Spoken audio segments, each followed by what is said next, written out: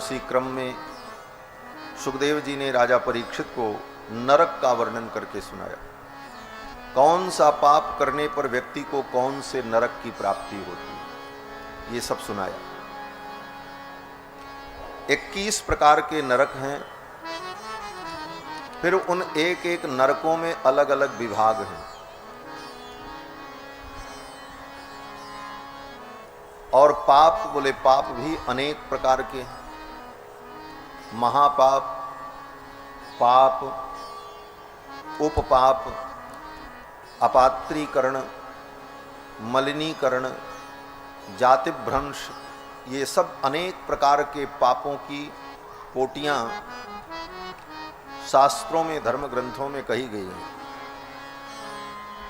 इन सब पापों में सबसे बड़ा जो महापाप है वो 5 प्रकार का होता है।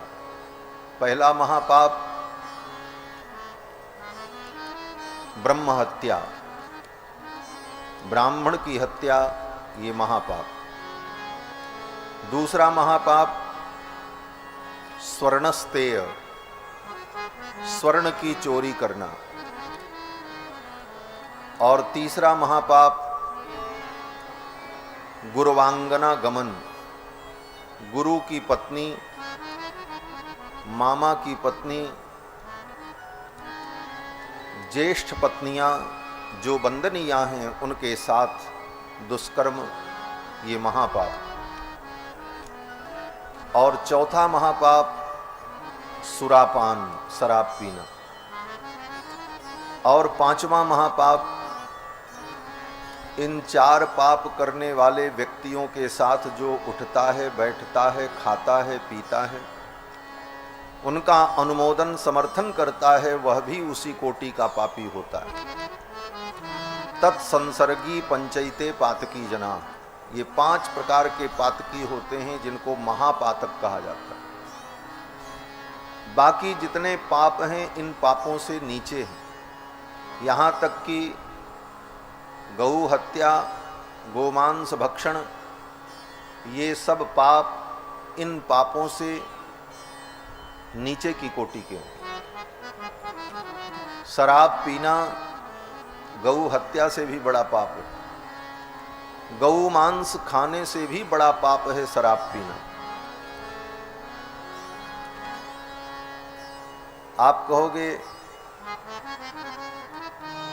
शराब में क्या है, पानी ही तो है, कुछ नशीला है।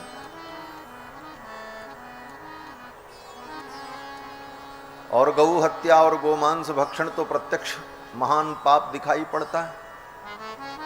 गौ हत्या, गोमांस भक्षण पाप तो है, लेकिन इससे भी बड़ा पाप शराब पीना है।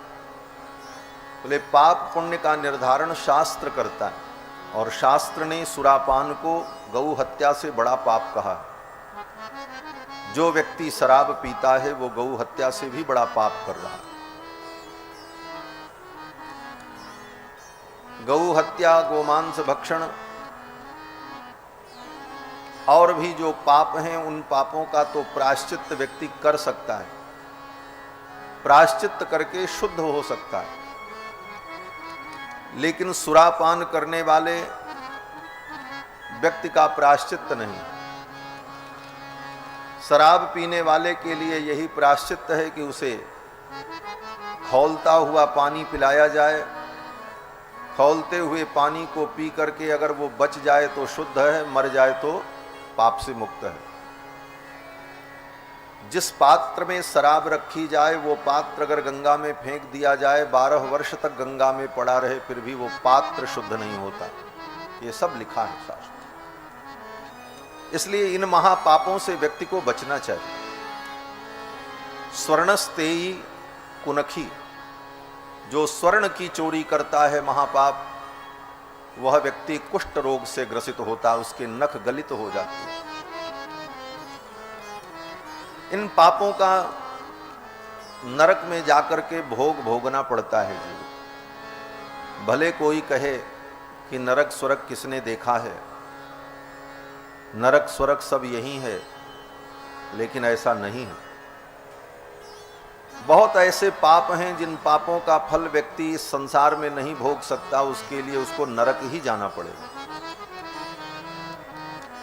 जैसे छोटे मोटे रोग का इलाज तो आप अपने घर में ही कर सकते हैं, लेकिन कोई भयानक रोग हो, बड़ा रोग हो, तो उसके इलाज के लिए फिर आपको एम्स में ही जाना पड़ेगा। उसी प्रकार छोटे मोटे पापों का प्रायश्चित तो यही हो जाता है, लेकिन जो बड़े बड़े पाप हैं, जिन पापों का प्रायश्चित यहाँ संभव नहीं है, उन पापों के लिए जीव को नरक में जाना पड़ता है और नरक की यातनाएं भोगनी पड़ती। इसको आप ऐसे भी समझो कि जैसे किसी व्यक्ति ने एक व्यक्ति की हत्या की, तो यहां अगर उसे दंड दिया जाए तो क्या दंड होगा? बोले मृत्यु दंड अथवा आजीवन कारावास। और जिस व्यक्ति ने 50 व्यक्तियों की हत्या की अथवा 500 व्यक्तियों की हत्या की, उसको आप यहां क्या दंड देंगे? बोले उसको भी आप अधिकतम दंड यही दे सकते हैं कि उसको फांसी दे दी जाए अथवा आजीवन कारावास दिया जाए। इसके आगे आपके पास ऑप्शन नहीं है कोई। तो एक हत्या करने वाले व्यक्ति को भी वही दंड, और 500, 5000, 5 लाख व्यक्ति को मारने वाले को भी वही दंड आप दे पाएंगे? इससे ज्यादा नहीं कर पाएंगे। तो ये न्याय नहीं हुआ, उसके कर्मों का प्रायश्चित नहीं हुआ। प्रायश्चित तो तब है जब 500 व्यक्ति को मारने वाले व्यक्ति को 500 बार मरने के बराबर कष्ट हो, तब उसके पापों का प्रायश्चित हो। इसीलिए उसे यातना शरीर मिलता है, और उस यातना शरीर की विशेषता होती है कि वो यातना शरीर मरता नहीं है। मृत्यु से ज्यादा कष्ट होगा लेकिन उसका मरण नहीं होगा, और जब तक उसके पापों का प्रायश्चित न हो जाए तब तक उस यातना शरीर से उसे अपनी यातनाओं को भोगना पड़ता है। इसीलिए परमात्मा ने नरक की व्यवस्था की। पकड़ने के लिए ब्रश भी लिया, बच्चे को पकड़ा, बच्चा रो रहा है, नहाना नहीं चाहता, लेकिन माँ उसे रगड़ रगड़ करके नहलाती है। उसे पीड़ा भी होती है, वो रोता भी है, और ज्यादा रोए तो 2-4 थप्पड़ भी लगाती है, लेकिन उसे रगड़ रगड़ करके स्नान कराती। अब देखने वाला व्यक्ति कोई कहे कि माँ तो बड़ी निर्दयी है, इसके अंदर दया नहीं, इतनी निर्दयता, बच्चा रो रहा है, चिल्ला रहा। लेकिन तुम क्या जानो, उस माँ के अंदर इतनी करुणा है, वो जान रही है कि अगर अभी मैं दया करूंगी तो इसे आगे और दुख होगा। इस मल के कारण इसके शरीर के अंग अंग फटेंगे, रक्तस्राव होगा, इसे पीड़ा होगी। इसलिए अभी तो तत्काल जब देखते हैं कि इस जीव के ऊपर पाप का मल इतना चढ़ गया कि अब ये जीव अपने प्रयास से अपने मल को नहीं धो सकता, और मल धोने की इसकी प्रवृत्ति नहीं है कि अपने पाप मल को धो सके, तब उस स्थिति में भगवान उस जीव को नरक में डाल। इसीलिए नरक का विधान परमात्मा ने बनाया। कौन सा पाप करने पर व्यक्ति को कौन से नरक की प्राप्ति होती, ये विषय बहुत लंबा है, लेकिन केवल संकेत मात्र भागवत में किया है। 2-4-10 पापों का नाम लेकर के बताया कि कौन से पाप करने पर व्यक्ति को कौन से नरक की प्राप्ति होती। सुखदेव जी कहते हैं कि यस्पि वा उग्रः पशून् पक्षिणो प्राणतवा उपरंधयन्ति तमपकरुणं पुरुषादैरपि यमानुचराः कुंभीपाके तप्ततैले परिरंधयन्ति। जो प्राणी अपने जिह्वा के स्वाद के लिए निरीह पशु पक्षियों को मारकर उनके मांस का रंधन करके पका करके खाते हैं, यस्पि वा उग्रः पशून् पक्षिणो वा प्राणत उपरंधयन्ति तमपकरुणम, ऐसे उन निर्दयी प्राणियों को पुरुषादैरपि विगर्हितम, अमुत ने वेद पथ को, वैदिक मार्ग को छोड़कर यस्पि वै निज वेद पथाद्यनात् पदगतः पाखंडम चोपगतः तम असिपत्रवनम प्रवेश्य कसया प्रहरन्ति। जो लोग अपने वैदिक मार्ग को छोड़कर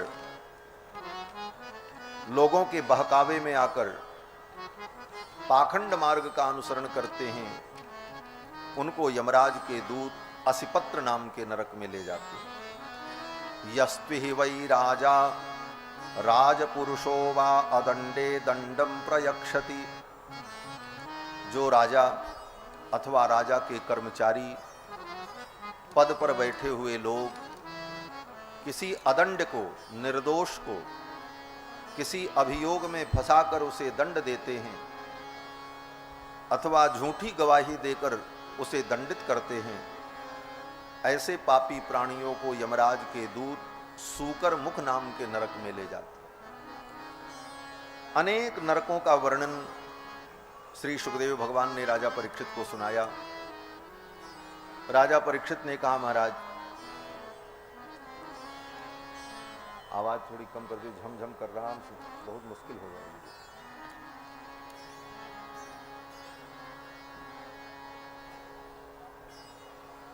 इसको कम करो थोड़ा। श्री सीतारामचंद्र भगवान की जय। राजा परीक्षित ने कहा, महाराज दो मार्ग आपने बताया, एक प्रवृत्ति मार्ग, एक निवृत्ति मार्ग। निवृत्ति मार्ग में रहने वाले को तो पाप से बचने के साधन मिल जाते हैं। ये निवृत्ति मार्ग और प्रवृत्ति मार्ग क्या है? बोले एक निवृत्ति मार्ग है, अर्थात सब कुछ छोड़कर भगवान की भक्ति में लग जाए, ये निवृत्ति मार्ग है। और संसार के व्यवहार को करते हुए भगवान की भक्ति में लगा रहे, इसका नाम प्रवृत्ति मार्ग है। निवृत्ति मार्ग कहता है सर्वम त्यक्त्वा हरिम भजेत, सब कुछ छोड़कर भगवान का भजन। प्रवृत्ति मार्ग में कहा गया कि अपने कर्तव्य करते रहो, परिवार के प्रति, पुत्र के प्रति, पत्नी के प्रति जो दायित्व है उन दायित्वों का निर्वहन करते रहो और सन्मार्ग में रहकर भगवान का भजन करते रहो और एक दिन भगवान को प्राप्त कर लोगे, ये प्रवृत्ति मार्ग है। दोनों मार्ग भगवान के पास ही पहुंचते हैं, परंतु दोनों में अंतर है। ऐसे आप समझो जैसे एक रास्ता शहर के अंदर से होकर के जाता है और एक रास्ता शहर के बाहर से होकर के जाता है। दोनों रास्ते आगे जाकर के मिल जाते हैं, दोनों रास्ते आगे जाकर के मिल जाएंगे, एक हो जाएंगे। लेकिन एक शहर से होकर के गया, एक शहर के बाहर से गया। जो शहर से बाहर से गया वो निवृत्ति मार्ग है और जो शहर के अंदर से होकर के गया वो प्रवृत्ति मार्ग। दोनों मार्ग में अंतर यह है कि शहर के बाहर वाले बाईपास से आप निकलोगे तो न कोई भीड़ मिलेगी, न आपको विलंब होगा और न ही कोई ज्यादा झंझट होगी। और शहर के अंदर से गए तो भीड़ भी मिलेगी, झंझट भी होगी, विलंब भी होगा और कुछ देखने को भी मिलेगा, कुछ अच्छा भी लगेगा। नगर की बड़ी बड़ी अट्टालिकाएं, कुछ सुख भी मिलेगा, लेकिन उसमें कुछ गड़बड़ होने का भय भी है। उसी प्रकार से निवृत्ति मार्ग में व्यक्ति चले तो निवृत्ति मार्ग में तो वो सीधे भगवान की ही ओर चला जाता है।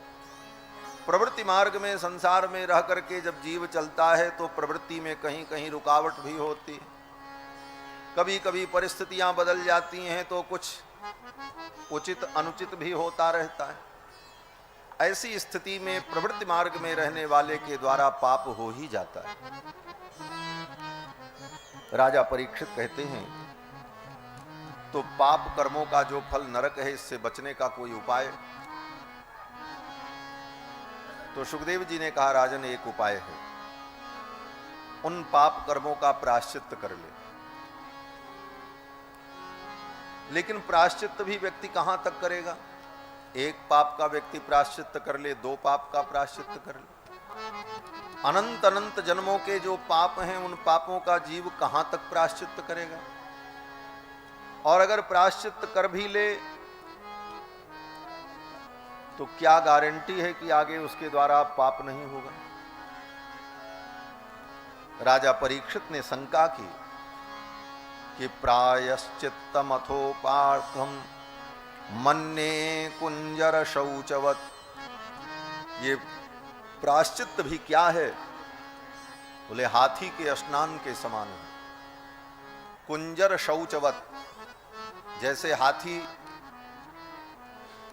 पानी में जाकर अपनी सूंड से जल लेकर के स्वयं को धुलता है, स्नान करता है, लेकिन ज्यों ही बाहर आता है उसका स्वभाव ऐसा कि अपनी ही सूंड से धूल उड़ा करके अपने ऊपर डाल लेता है और फिर धूल पड़ जाती है। तो जिस प्रकार हाथी का स्नान व्यर्थ हो गया, कुंजर शौचवत, उसी प्रकार पाप करो, फिर पाप का प्रायश्चित करो, फिर वही पाप हो जाए। तो जीव कहां तक पापों का प्रायश्चित करे? तब सुखदेव जी ने उत्तर दिया। सुखदेव जी कहते हैं, राजन एक उपाय है। बोले क्या उपाय है? बोले केचित केवलया भक्त्या वासुदेव परायणाः अघम धुन्वन्ति कार्त्स्नेन निहारमिव भास्करः। केचित केवलया भक्त्या, कुछ लोग केवल भक्ति के द्वारा अपने समस्त पापों को धुल लेते हैं। किस प्रकार से? बोले जैसे सूर्य के प्रकट होने पर तत्क्षण अंधकार नष्ट हो जाता है। जिस अंधकार की सत्ता 12 घंटे से थी, पूरी रात जिस अंधकार ने अपनी सत्ता जमा रखी थी, उस अंधकार को नष्ट करने में सूर्य भगवान को 12 सेकंड भी नहीं लगता। अघम धुन्वन्ति कार्त्स्नेन निहारमिव भास्करः, सूर्य के प्रकाश के द्वारा उस अंधकार को नष्ट होने में देर नहीं लगती। उसी प्रकार से भगवान की भक्ति जीव अगर करे तो भगवान की कृपा और करुणा के द्वारा उसके जन्म जन्मांतर के सारे पाप एक ही जन्म में की गई भक्ति के द्वारा नष्ट हो जाते हैं। अघम धुन्वन्ति कार्त्स्नेन निहारमिव भास्करः, ये सिद्धांत बताया, ये सिद्धांत है। लेकिन सिद्धांत तब समझ में आता है जब कोई दृष्टांत हो, कोई उदाहरण। तो सुखदेव जी ने एक बड़ा सुंदर उदाहरण सुनाया। क्या सुनाया? बोले सुखदेव जी ने कहा, राजन एक अजामिल नाम का ब्राह्मण था, बड़ा विद्वान था महाराज। कान्यकुब्ज देश में अजामिल नाम का कोई ब्राह्मण था। कान्यकुब्जे द्विजः कश्चित् दासी पतिरजामिलः नाम्ना नष्ट सदाचारो दास्या संसर्ग दूषितः। कान्यकुब्ज देश में अजामिल नाम का कोई ब्राह्मण था, बड़ा विद्वान था, सदाचार संपन्न था, परंतु एक दासी के चक्कर में पड़कर, एक पुण्य वधू के चक्कर में पड़कर वो कर्म भ्रष्ट हो गया। नामना नष्ट सदाचारो दास्या संसर्ग दूषिता, और वो समस्त प्रकार के पाप कर्म करने लगा। धीरे धीरे काल बीतता रहा, वो वृद्ध हुआ। उसके कई संतान थी, सबसे छोटी संतान जो थी उसका नाम उसने नारायण रखा था। वो उसको बहुत प्रिय था। जब कहीं से वो आता तो अपने पुत्र नारायण को बुलाता। भुंजान प्रपिबन खादन बालक स्नेह यंत्रितः, खाना खाने बैठे तो कहे नारायण आओ, पानी पीना हो तो मांगे नारायण पानी लाओ, बार बार वो नारायण नारायण इस नाम का घर में उच्चारण करता रहे। यद्यपि वो अपने पुत्र के ब्याज से, बहाने से ये नाम लेता था, भावना उसकी भगवान के प्रति नहीं थी, पुत्र के प्रति थी, लेकिन नाम तो भगवान का था। और यही करते करते वृद्धावस्था आ गई, और जब मरने का समय आया तो यमराज के दूत आए उसे लेने के लिए। सपासहस्तान् स्त्रीन् दृष्ट्वा पुरुषान् भृशदारुणान्, हाथ में पाश लिए हुए 3 यमराज के दूत आए उसके प्राण को लेने के लिए। वो बिस्तर पर पड़ा पड़ा अजामिल उन दूतों को देखकर, यमराज के पार्षदों को देखकर भयभीत हो गया। उसका बेटा नारायण वहीं थोड़ी दूर पर खेल रहा था, अपने पुत्र नारायण को बुलाया, नारायण बचाओ, ऐसे ही बोला। दूरे क्रीडनकासक्तं पुत्रम नारायणाह्वयम्, दूर खेलते हुए अपने पुत्र नारायण को बुलाया, नारायण बचाओ। और ज्यों ही उसने कहा नारायण बचाओ, निशम्य म्रियमाणस्य ब्रुवतो हरि कीर्तनम, वो तो मर रहा था, लेकिन हरि कीर्तनम, भगवान हरि का नाम नारायण उच्चारण उसने किया। ये सुनकर भगवान के पार्षद, पीतांबर धारण किए हुए, शंख चक्र गदा पद्म धारण किए चतुर्भुज भगवान के पार्षद वहां प्रकट हो गए। भगवान के पार्षदों ने यमराज के दूतों से कहा, इसे तुम छोड़ दो और चले जाओ, इसे तुम नहीं ले जा सकते। अजामिल बिस्तर पर पड़े पड़े इस दृश्य को देख रहा था। ये क्या माजरा है, ये 3 तो हमें पकड़ने आए थे, और ये जो आए हैं ये तो बड़े अच्छे हैं, ये हमें बचाने आए। अब दोनों की वार्ता को अजामिल बिस्तर पर पड़े पड़े सुन रहा था। ये दृश्य केवल अजामिल को दिख रहा था और किसी को नहीं दिख रहा। बार बार भगवान के दूतों ने जब कहा इसे छोड़ दो छोड़ दो, तो यमराज के दूतों ने कहा ये पापी है, इसे हम ले जाएंगे, इसने पाप किया। बार बार पाप और पुण्य की चर्चा सुन करके भगवान के दूतों ने कहा, देखो अगर तुम धर्मराज के सेवक हो, यूयम वै धर्मराजस्य यदि निर्देशकारिणः, अगर धर्मराज के निर्देश का तुम पालन करते हो तो ब्रूत धर्मस्य नस्तत्वम यच्च धर्मस्य लक्षणम, बताओ धर्म का लक्षण क्या है, धर्म किसे कहते हैं, अधर्म किसे कहते हैं। भगवान के दूतों ने जब यमराज के दूतों से धर्म का लक्षण पूछा कि धर्म क्या है, अधर्म क्या है, पुण्य क्या है, पाप क्या है, इसकी कोई परिभाषा होगी, बताओ। तो यमराज के दूतों ने कहा कि वेद प्रणिहितो धर्मो ह्यधर्मस्तद् विपर्ययः, वेद प्रणिहितो धर्मो, वेद जिन कार्यों को करने की अनुमति देता है, विधि बताता है, उसी का नाम धर्म है। बड़े थोड़े शब्दों में धर्म की परिभाषा बताई, और यही धर्म की सटीक परिभाषा है। हम कोई चीज सोच लें कि ये धर्म है, तो हमारे सोचने से वो धर्म नहीं होगा। हमारी बुद्धि स्वीकार कर ले कि ऐसा करें, ये धर्म है, ये अच्छा है, बोले वो धर्म नहीं हो सकता। जब तक वेदों के द्वारा वो प्रमाणित न हो, वेद उसे न मानता।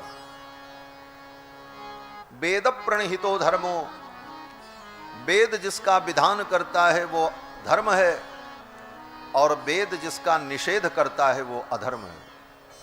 ह्यधर्मस्तद् विपर्ययः। तो भगवान के दूतों ने पूछा ये वेद क्या है जो धर्म अधर्म का निर्णय करता है। तो यमराज के दूतों ने कहा कि वेदो नारायण साक्षात स्वयंभूरिति सुश्रुमः, वेद साक्षात नारायण ही है। परब्रह्म परमात्मा नारायण ही शब्द ब्रह्म के रूप में, वेद के रूप में प्रतिष्ठित हैं। वेद में और भगवान नारायण में कोई अंतर नहीं है। वेदो नारायण साक्षात स्वयंभूरिति सुश्रुमः। हमने अपने स्वामी से सुना है वेद साक्षात नारायण है। तो दूतों ने कहा इसे छोड़ दो और चले जाओ। इसने भगवान नारायण के नाम का उच्चारण किया है। यमराज के दूतों ने कहा इसने अपने बेटे को बुलाया। भगवान के दूतों ने कहा भले बेटे को बुलाया है, लेकिन ये नारायण नाम मेरे स्वामी का नाम है और मेरे स्वामी के नाम की विशेषता है कि कोई कैसे भी मेरे स्वामी का नाम ले ले तो उसके सारे पाप नष्ट हो जाते हैं। भगवान के नाम की इतनी महिमा है। भगवान के पार्षदों ने कहा यद व्याजहार विवशो नाम स्वस्त्यनम हरेः। जिस समय व्यक्ति विवश होकर के भी भगवान का नाम ले लेता है, एते नैव ह्यघोनस्य कृतम स्याद अघनिष्कृतम, उसी समय उसके सारे पापों का प्रायश्चित्त हो जाता है। ये भगवान के नाम की महिमा। भगवान के नाम की तो बड़ी महिमा शास्त्रों में कही गई। यहां तक कहा कि भगवान के नाम में पाप नष्ट करने की जितनी क्षमता है उतनी क्षमता हमारे आप के अंदर पाप करने की नहीं है। नामनोस्ति यावदी शक्ति पाप निर्हरणे हरेः तावत कर्तुम न शक्नोति पातकम पातकी जना। पापी प्राणी उतना पाप कर नहीं सकता जितना पाप नष्ट करने की क्षमता भगवान के नाम में। ये भगवान के नाम की महिमा है। भगवान के दूतों ने कहा कि सांकेत्यम परिहास्यम वा स्तोभम हेलनमेव वा वैकुंठ नाम ग्रहणम अशेषाघहरम विदुः। हे दूतों, संकेत में भी कोई मेरे प्रभु का नाम ले ले, सांकेत्यम परिहास्यम वा, परिहास में भी भगवान का नाम ले ले, अवहेलना पूर्वक भी भगवान का नाम अगर ले ले तो वैकुंठ नाम ग्रहणम, भगवान का नामोच्चारण करने से अशेषाघ हरम विदुः, उसके सारे पाप नष्ट हो जाते। ये भगवान के नाम की महिमा है।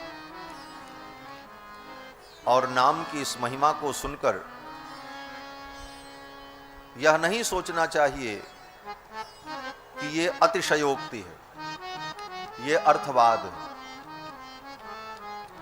ये अर्थवाद और अतिशयोक्ति नहीं है, अपितु परम सत्य है कि भगवान का नाम समस्त पापों का नाश करने वाला है। कैसे भी भगवान का नाम लिया जाए। भाय कुभाय अनख आलसहूं नाम जपत मंगल दिशि दशहूं। भाव से कुभाव से कैसे भी भगवान का नाम लो तो भगवान का नाम सारे पापों का नाश कर देता है। लेकिन जीव का दुर्भाग्य कि जीव दिन भर बोलता रहेगा, बकबक करता रहेगा, लेकिन भगवान का नाम नहीं लेता। कहो तो उसे लज्जा आती, विश्वास भी नहीं होता। एक बार राम कहने से, एक बार नारायण कहने से क्या होगा।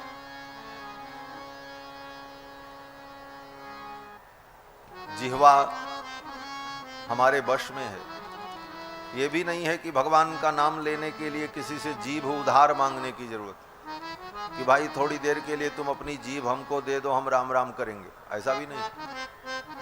और भगवान का नाम उच्चारण करने के लिए किसी से दीक्षा लेने की भी जरूरत नहीं, कोई गुरु की भी जरूरत नहीं, न किसी को दक्षिणा देने की जरूरत है। नो दीक्षा न च दक्षिणा न च पुरश्चर्या मनागीक्षते। भगवान के नाम में पुरस्चरण करने की भी आवश्यकता नहीं है। जितना जप पाओ जपते रहो और ये नाम ही कल्याण कर देता है। इतना सरल और सुगम उपाय होने के बाद भी मनुष्य भगवान का नाम नहीं लेता। ये दुर्भाग्य। वेदव्यास जी तो कहते हैं कृते यध्यायतो पुंसाम त्रेतायाम यजतो मखैः द्वापरे परिचर्यायाम कलौ तद हरि कीर्तना। सतयुग में भगवान का ध्यान करके जो फल प्राप्त होता है, द्वापर त्रेता में बड़े बड़े यज्ञ करके जो फल मिलता है, द्वापर में भगवान की पूजा और उपासना से जो फल मिलता है, कलौ तद हरि कीर्तनात्, कलयुग में केवल भगवान का नाम कीर्तन करने से ही वो सब फल प्राप्त हो जाए। ये नाम की महिमा है। लेकिन इसके बाद भी हम भगवान का नाम नहीं ले पाते।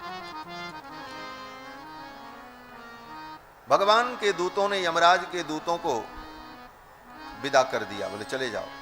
यमराज के दूत चले गए और भगवान के दूत, बोले भगवान के दूत भी उसको वहीं छोड़ करके चले गए। वो तो बचाने के लिए आए थे। अजामिल बच गया, उसकी मृत्यु नहीं हुई। यमराज के दूत जब पहुंचे यमराज के पास, तो यमराज के दूतों ने अपना बही खाता यमराज के सामने रख दिया और कहा, महाराज अब आपन तेज समारो आप। बोले क्यों? बोले अब इस सब की जरूरत नहीं है। बोले क्या हुआ? दूतों ने कहा, महाराज अब इस नरक में कोई आने वाला नहीं, ये विभाग सदा के लिए बंद कर दिया जाए अस्थायी रूप से। बोले क्यों? बोले अब कोई व्यक्ति अपने बेटे का नाम नारायण रखेगा, कोई गोविंद रखेगा, कोई गोपाल रखेगा,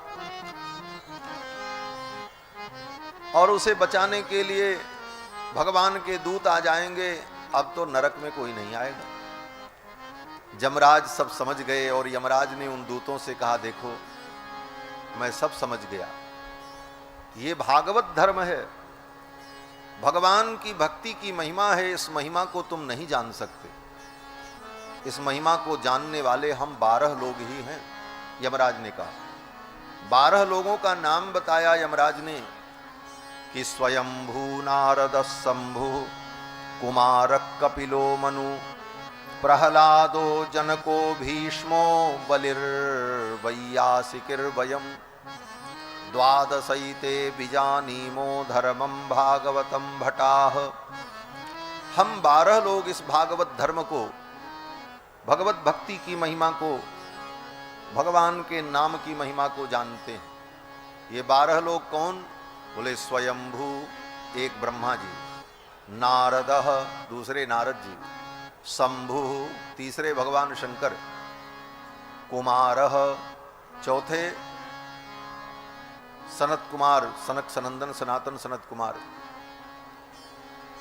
कपिलो कपिल भगवान जिनकी चर्चा आपने कल श्रवण की, मनु श्री मनु जी महाराज, प्रहलादो श्री प्रहलाद जी इस रहस्य को जानते, जनको श्री जनक जी महाराज मिथिला नरेश, भीष्मो और भीष्म पितामह इस महिमा को जानते, बलिर राजा बलि जानते हैं भगवत भक्ति की महिमा को, और वयम वयम माने मैं, यमराज अपने आप को बता रहे हैं। ये 12 भगवान के प्रमुख भक्त हैं जो भक्ति की महिमा को जानते हैं। स्वयंभू नारद शंभु कुमार कपिलो मनु प्रहलादो जनको भीष्मो बलिर्वैयासिकिर्वयम्। वैयासिकी ही, वैयासिकी माने वेद व्यास जी के पुत्र सुखदेव भगवान।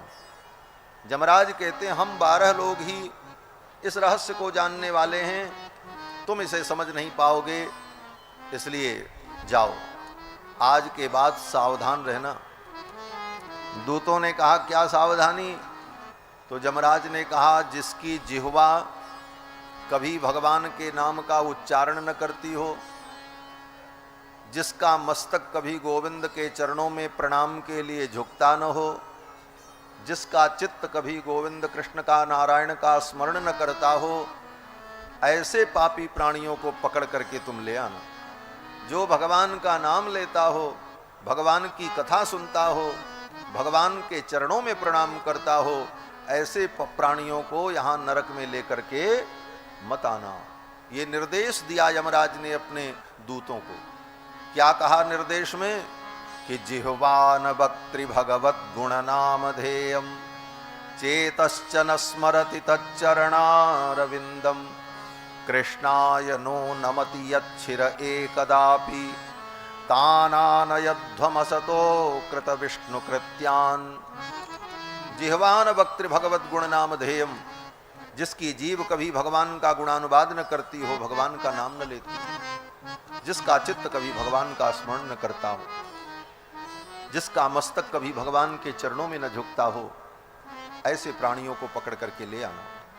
ये यमराज ने अपने दूतों को उपदेश किया। इसका नाम है यम किंकर संवाद।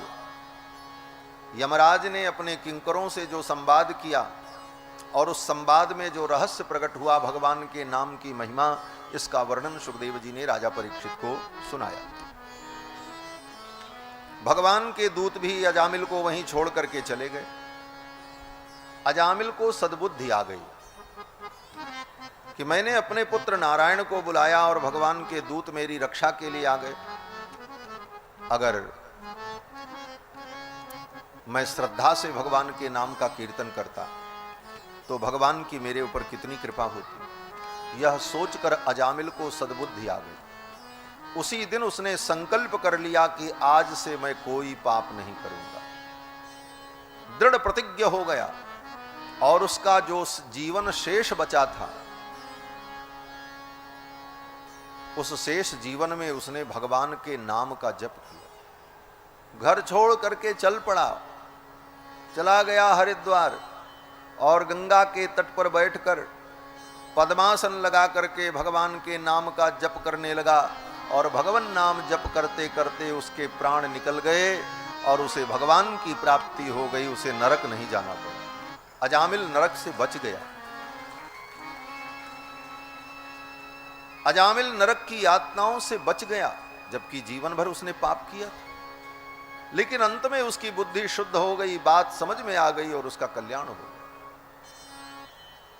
आज भी कुछ बिगड़ा नहीं है। गोस्वामी जी महाराज कहते हैं कि बिगड़ी जन्म अनेक की, सुधरे अबहीं आज। अनेक जन्मों की तुम्हारी बिगड़ी आज और अभी सुधर जाएगी। बिगड़ी जन्म अनेक की, सुधरे अबहीं आज। क्या करना होगा? बोले हो ही राम को राम जप तुलसी तज कुसमाज। आज से ही अपने को राम जी का बना दो और राम नाम का जप करने लग जाओ। जीवन सुधर जाएगा, नरक की यातनाओं से बच जाओगे। पाप कर्मों के परिणाम स्वरूप नरक नहीं जाना पड़े। ये भगवान नाम की महिमा बताई। भगवान के नाम की महिमा इतनी है, शास्त्रों में भरी पड़ी है। और श्रीमद् भागवत महापुराण में तो अंतिम श्लोक नाम महिमा ही है।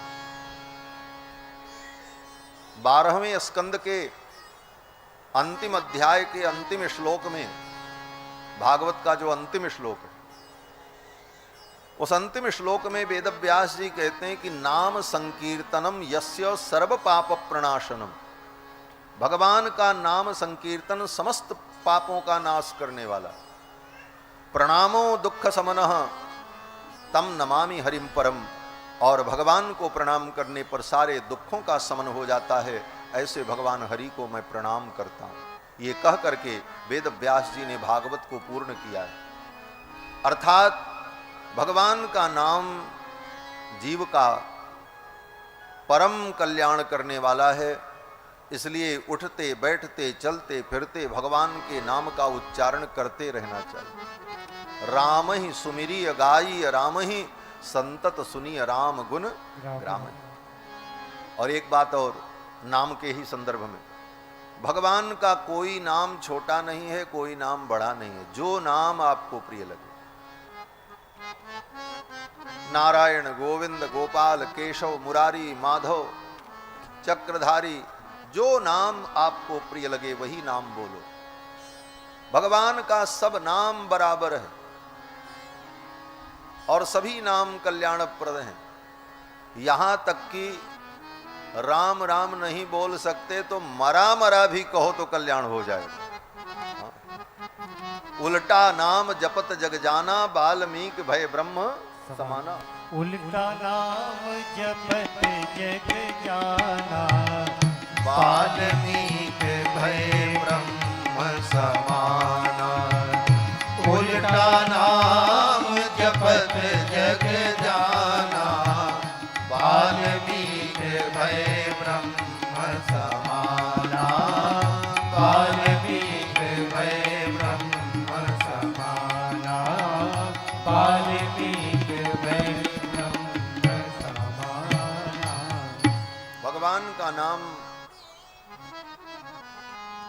उल्टा भी अगर जपो तो कल्याण होता। हाँ, वाल्मीकि जी ने उल्टा ही जपा। कथा है ना कि सप्तर्षि मिले वाल्मीकि को। वाल्मीकि चोरी करते थे, डाका डालते थे। सप्तर्षि मिले तो सप्तर्षियों ने कहा ये पाप कर रहे हो, इसका फल कौन भोगेगा। समझाया, बुद्धि बदल गई। बोले महाराज अब हम क्या करें। बोले राम राम कहो। वाल्मीकि ने कहा ये तो हम नहीं कह सकते, हम तो जीवन भर मार काट करने वाले, हम ऐसा बोल ही नहीं पाएंगे, हमसे तो होगा ही नहीं। तो सप्तर्षियों ने बुद्धि लगाई। उन्होंने कहा अच्छा एक काम करो, राम नहीं कह सकते तो मरा मरा ही कहो। राम का उल्टा मरा होता, और जब मरा मरा कहेगा तो बाद में राम राम तो होने ही लग जाएगा बीच में। और सिखा करके चले गए। वाल्मीकि ने मरा मरा का जप किया और वाल्मीकि को परम सिद्धि की प्राप्ति हो गई। उल्टा नाम जपत जग जाना, वाल्मीकि भय ब्रह्म समाना। राम बिहाय मरा जपते बिगड़ी सुधरी, कभी को खिलो हूं। राम के जगह पर मरा जप करके उनकी बिगड़ी सुधर गई। और भगवान का नाम तो उल्टा भी जपो तो कल्याण होता। उल्टो सीधो जामी है राम नाम को बीज। राम नाम का बीज ऐसा है, ये उल्टा भी जमता है और सीधा भी जमता है। जैसे खेत में आप बीज डाल करके आओ तो चाहे जैसे बीज डाल दो, चाहे वो बीज उल्टा पड़े चाहे सीधा पड़े, जम ही जाता है। उसी प्रकार राम नाम का बीज ऐसा है कि उल्टा भी हो तब भी कल्याण करेगा, सीधा हो तब भी कल्याण करेगा। और गोस्वामी जी महाराज तो यहां तक कहते हैं कि अल्पतो अवधि जीवता में बहु सोच पोच। ये जीवन में समय बहुत कम है, आधा से ज्यादा जीवन तो बीत गया। अब सब कुछ पढ़ करके और समझ करके हम कुछ करने चलें, इतना समय नहीं बचा है। अल्पतो अवधि जीवता में बहु सोच पोच। उसमें भी कितनी बड़ी बड़ी समस्याएं हैं, कितनी चिंता है, व्यक्ति क्या क्या करेगा। तो गोस्वामी जी कहते हैं कि अल्पतो अवधि जीवता में बहु सोच पोच। करिबे को बहुत कुछ काह काह कीजिए। पारना पुराणन को वेदहूं को अंत नहीं। वाणी तो अनंत मन कहाँ कहाँ दीजिए। काव्य की कला अनंत छंद को प्रबंध बहु। राग तो रसीली रस कहाँ कहाँ पीजिए। सब बातन की एक बात तुलसी बताए जात। जन्म जो सुधारा चाहो राम नाम लीजिए। करने के लिए तो बहुत कुछ है, लेकिन क्या क्या व्यक्ति करेगा। इसलिए भगवान का नाम कैसे भी लिया जाए जीव का कल्याण होता है। नाम की महिमा सुखदेव जी ने राजा परीक्षित को सुनाई। इसके बाद इसी प्रसंग में श्री सुखदेव भगवान ने राजा परीक्षित को भगवान के परम भक्त वृत्रासुर की कथा सुनाई। वृत्रासुर नाम का एक असुर था, भगवान का परम भक्त हुआ। भगवान का भक्त मनुष्य ही होगा, देवता ही होंगे, ऐसी बात नहीं। राक्षस, असुर, पिशाच, समस्त योनियों के जीव भगवान की भक्ति के अधिकारी हैं। सर्वे प्रपत्तेर अधिकारिणो मता। समस्त प्राणी मात्र भगवान की भक्ति के अधिकारी। तो असुर भी भगवान के भक्त हुए। प्रहलाद जी असुर ही थे, राजा बलि असुर ही थे, विभीषण महाराज राक्षस ही थे, और ये सब भगवान के भक्त हुए। तो वृत्रासुर नाम का एक भगवान का परम भक्त हुआ। इसकी कथा भी बड़ी अद्भुत है भागवत में। ये वृत्रासुर त्वष्ट्रा महर्षि के यज्ञ कुंड से प्रकट हुआ था। असुर और राक्षस का नाम सुन करके लोगों के अंदर एक हीन भावना पैदा होती कि ये राक्षस था, असुर था, जबकि राक्षस और असुर ये उपदेवता हैं। ये देवता से थोड़ा नीचे और अन्य प्राणियों से उत्कृष्ट ये उपदेवता हैं। राक्षस, असुर, ये सब उपदेवता की कोटि में आते हैं। जैसे देवताओं के अंदर जन्मजात सिद्धियां होती हैं, उसी तरह इनके अंदर भी जन्मजात सिद्धियां होती हैं। कहीं भी प्रकट हो जाना, कहीं भी अंतर्धान हो जाना, किसी को शाप देना, वरदान देना, ये सामर्थ्य इन राक्षसों के अंदर, असुरों के अंदर भी होता है, क्योंकि ये देवताओं की ही एक उपजाति है। कितने ऐसे असुर हैं जिनकी पूजा होती है, जैसे वरुण देवता। जब नवरात्रि में घर में कलश की स्थापना करते हैं नौ दुर्गा में, तो कलश में पूजा किसकी होती है? बोले वरुण देवता की। और वरुण देवता की पूजा करने के बाद तब उसी कलश में देवी का आवाहन किया जाता है। तो वरुण देवता कौन है? बोले वरुण असुर हैं और उनकी पूजा होती है। वास्तु की पूजा करते हैं, घर बनाते हैं, मकान बनाते हैं तो वास्तु शांति करते हैं। ये वास्तु क्या है? बोले असुर है। उसके भी पूजा का शास्त्र में विधान है, उसका भी अधिकार है, उसका भी भाग है और उसे दिया जाता है। जहां पर यज्ञों में राक्षसों को भाग देने की बात आती है तो उनका भी भाग उनको दिया जाता है। वेदों में मंत्र है रक्षसाम भागोसी, ये राक्षसों का भाग उनको अर्पित किया गया। और सबके अपने अपने धर्म हैं, अपने अपने धर्म के अनुसार यक्ष, किन्नर, गंधर्व, राक्षस, पिशाच, मनुष्य, ऋषि, देवता अपने अपने धर्म का पालन करते हैं। और लोग अपने अपने धर्म का अपने अपने स्वभाव के अनुकूल पालन करते रहें, इसी का नाम सनातन धर्म है। सनातन धर्म बड़ा व्यापक है और सबके अपने अपने धर्म हैं। राक्षसों का धर्म अलग है,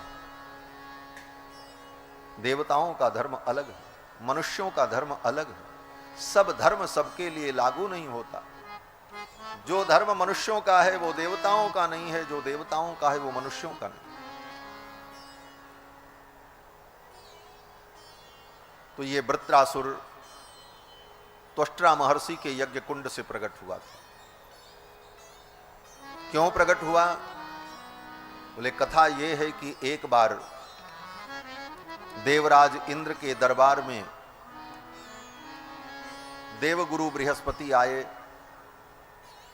तो देवगुरु बृहस्पति के आने पर उठ करके सभी देवताओं ने उनका सम्मान किया, क्योंकि देवताओं के गुरु हैं। श्रेष्ठ लोग आवें तो उठ करके खड़े हो जाना चाहिए, यही शिष्टाचार है। सभी देवता उठ करके उनका अभिनंदन करने लगे, लेकिन इंद्र अपने पद के अभिमान में अपने आसन पर बैठे रहे, उठ करके खड़े नहीं हुए। देवगुरु बृहस्पति को बड़ा दुख लगा, ऐसा अभिमानी, ऐसी सभा में तो बैठना ठीक नहीं है। देवगुरु बृहस्पति चले गए और कहां गए ये किसी को पता नहीं चला। बहुत ढूंढा देवताओं ने, लेकिन फिर गुरुजी मिले नहीं। ये बात राक्षसों को पता चल गई, असुरों को पता चल गई कि आजकल देवताओं के ऊपर गुरुजी की कृपा नहीं है। राक्षसों ने अपने गुरु शुक्राचार्य से कहा कि आजकल देवताओं के ऊपर गुरु की कृपा नहीं है, क्या करना चाहिए? राक्षसों के गुरु शुक्राचार्य जी ने कहा मौका बहुत अच्छा है, इस समय स्वर्ग पर आक्रमण कर दिया जाए तो स्वर्ग की सत्ता हम लोगों को मिल जाए।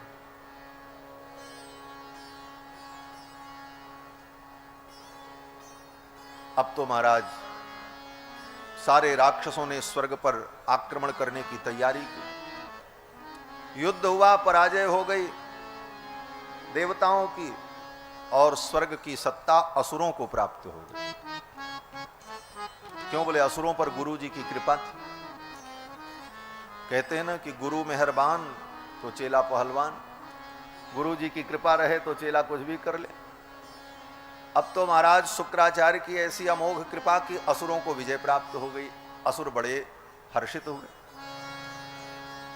अब देवराज इंद्र ब्रह्मा जी के पास पहुंचे, क्या करें महाराज, हमारा तो स्वर्ग भी चला गया। तो ब्रह्मा जी तो सब जानते थे। ब्रह्मा जी ने कहा गलती तुम्हारी है, किसी भी प्रकार से गुरु जी की कृपा प्राप्त करो। देवराज इंद्र ने कहा गुरु जी मिले तो हम क्षमा भी मांग लें, वो तो मिल भी नहीं रहे, कहां चले गए पता ही नहीं। अब कोई विकल्प हो तो आप बताओ। तो ब्रह्मा जी ने कहा किसी योग्य ब्राह्मण को, किसी योग्य तपस्वी को अपने गुरु की गद्दी पर बैठा करके आचार्य के रूप में, पुरोहित के रूप में उनका वर्ण करो और उनकी कृपा प्राप्त करो। तो देवराज इंद्र ने त्वष्ट्रा महर्षि के पुत्र विश्वरूप को अपना गुरु बनाया। नए गुरु जी आए, विश्वरूप उनका नाम था। विश्वरूप जी को गुरु गद्दी पर बैठाया और उनकी पूजा की, उनका आशीर्वाद लिया। विश्वरूप जी बड़े विद्वान थे। विश्वरूप ने देवराज इंद्र को नारायण कवच का उपदेश किया और कहा इसका अनुष्ठान करो और अनुष्ठान करके युद्ध करने जाओ, विजय प्राप्त होगी, असुर पराजित हो जाए। विश्वरूप जी के कहने पर देवराज इंद्र ने नारायण कवच का अनुष्ठान किया और युद्ध किया। स्वर्ग पर पुनः विजय प्राप्त हो गई देवराज इंद्र को। परंतु स्वभाव व्यक्ति का बदलता नहीं, स्वभाव वही था इंद्र। एक दिन ये नए वाले गुरुजी जो थे विश्वरूप, ये यज्ञ कर रहे थे और यज्ञ में जब आहुति दे रहे थे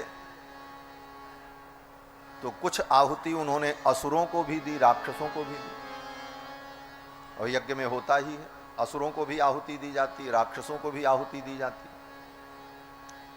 देवराज इंद्र को अच्छा नहीं लगा, देवराज इंद्र को क्रोध आ गया।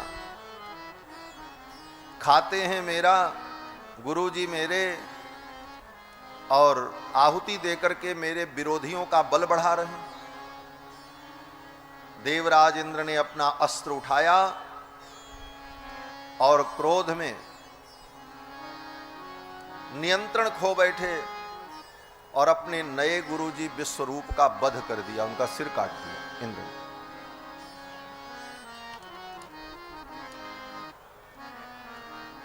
इसीलिए लिखा है कि क्रुद्धः हन्यात् गुरु नपि, क्रोधी व्यक्ति अपने गुरु की भी हत्या कर सकता है।